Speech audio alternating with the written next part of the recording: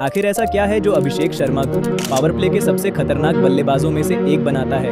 जब लोग अभिषेक शर्मा को देखते हैं तो उन्हें सिर्फ बड़े छक्के दिखाई देते हैं, लेकिन अगर हम उनकी बल्लेबाजी को फ्रेम बाय फ्रेम एनालाइज करें तो पता चलता है कि उनकी पावर का राज सिर्फ ताकत नहीं बल्कि उनकी तकनीक में छिपा है। सबसे पहले बात करते हैं उनके स्टांस की।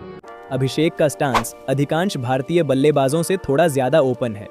उनका फ्रंट शोल्डर पूरी तरह बंद नहीं रहता। इसकी वजह से गेंद रिलीज होते ही दोनों आंखें गेंद पर जल्दी लॉक हो जाती हैं। अगर हम उनकी तुलना रोहित शर्मा से करें तो रोहित का स्टांस ज्यादा रिलैक्स्ड और साइड ऑन दिखाई देता है, जबकि अभिषेक शुरुआत से ही अटैकिंग पोजीशन में रहते हैं। अब आते हैं बैक लिफ्ट पर। अधिकांश बल्लेबाज बैट को स्लिप्स की दिशा में उठाते हैं। अभिषेक का बैक लिफ्ट अपेक्षाकृत सीधा रहता है। इससे उनका बैट जल्दी नीचे आता है और हाई बैट स्पीड जनरेट होती है। यही वजह है कि उन्हें गेंद को बहुत जोर से मारने की जरूरत नहीं पड़ती। बैट की स्पीड ही अतिरिक्त पावर पैदा कर देती है। अब ध्यान दीजिए उनके ट्रिगर मूवमेंट पर। गेंद रिलीज होने से ठीक पहले अभिषेक का वेट थोड़ा बैक फुट पर शिफ्ट होता है। ये बहुत छोटा मूवमेंट है लेकिन बेहद महत्वपूर्ण है। इससे उन्हें दो फायदे मिलते हैं। शॉर्ट बॉल के लिए अतिरिक्त समय मिलता है। फुल लेंथ गेंद पर आगे निकलने की आज़ादी मिलती है। यही कारण है कि वह एक ही ओवर में पुल शॉट और डाउन ग्राउंड ड्राइव दोनों आसानी से खेल लेते हैं। अब बात करते हैं उनके हेड पोजीशन की। कई युवा बल्लेबाज बड़े शॉट खेलने के चक्कर में सिर को ऑफ साइड की तरफ गिरा देते हैं, लेकिन अभिषेक का सिर अधिकांश समय गेंद की लाइन के ऊपर रहता है। यही वजह है कि उनके बड़े शॉट्स देखने में काफी क्लीन लगते हैं। अब आते हैं उनकी सबसे बड़ी ताकत पर, लेग साइड पावर।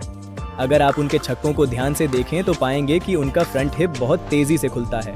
यहीं से उनके काइनेटिक चेन की शुरुआत होती है। हिप्स खुलते हैं, फिर टॉर्सो रोटेट करता है, फिर कंधे घूमते हैं और आखिर में बैट आता है। यानी पावर सिर्फ हाथों से नहीं पूरी बॉडी से पैदा होती है। इसी वजह से उनका टाइमिंग इतना विस्फोटक दिखाई देता है। अब उनकी तुलना यशस्वी जायसवाल से करें।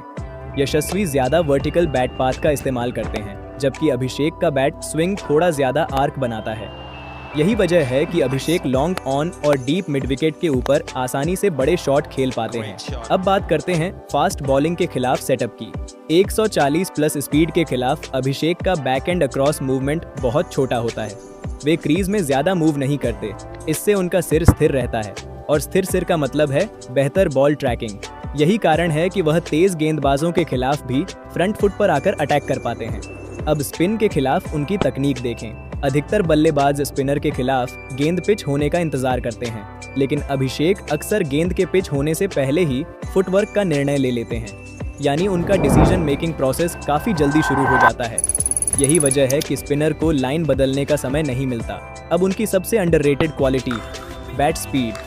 अगर हम सिर्फ पावर की बात करें तो कई बल्लेबाज मजबूत हैं, लेकिन अभिषेक की खासियत है कि उनका बैट इम्पैक्ट जोन में बहुत तेजी से एक्सेलरेट करता है। इससे मिस हिट गेंद भी बाउंड्री तक पहुंच जाती है। यही कारण है कि कई बार ऐसा लगता है कि शॉट पूरी तरह टाइम नहीं हुआ, फिर भी गेंद छक्के के लिए चली गई। अब एक कमजोरी की बात, जब गेंद ऑफ स्टंप के बाहर लगातार मूव करती है तब कभी कभी उनका फ्रंट शोल्डर थोड़ा जल्दी खुल जाता है। इस वजह से बल्ले और शरीर के बीच गैप बन सकता है। कई गेंदबाज इसी एरिया को टारगेट करते हैं, लेकिन जैसे जैसे उनका अनुभव बढ़ रहा है ये कमजोरी भी कम होती जा रही है। तो अगर एक लाइन में अभिषेक शर्मा की बल्लेबाजी को समझना हो तो ये सिर्फ पावर हिटिंग नहीं है। ये एक ऐसा सिस्टम है जिसमें ओपन स्टांस, छोटा ट्रिगर मूवमेंट, तेज बैट स्पीड, मजबूत हिप रोटेशन और शुरुआती डिसीजन मेकिंग मिलकर उन्हें आधुनिक T20 क्रिकेट के सबसे खतरनाक ओपनर्स में से एक बनाते हैं। और यही वजह है कि जब अभिषेक शर्मा सेट हो जाते हैं तो गेंदबाजों के पास अक्सर प्लान कम और उम्मीद ज्यादा बचती है।